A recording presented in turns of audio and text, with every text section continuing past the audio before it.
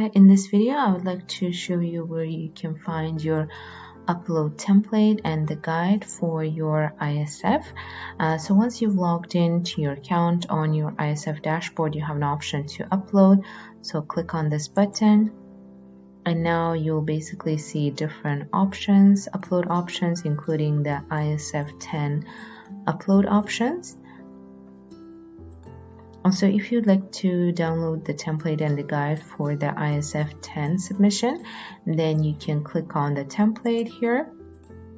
And now I've downloaded the ISF 10 template, and the template basically will show you all the mandatory, conditional, and optional fields. You can use this template to input your own data, and you can upload it to the system.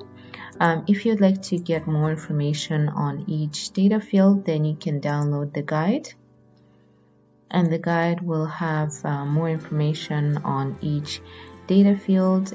It will actually have a tab for the explanation where you can find some examples, contents, as well as any additional notes, so you can use it as a reference.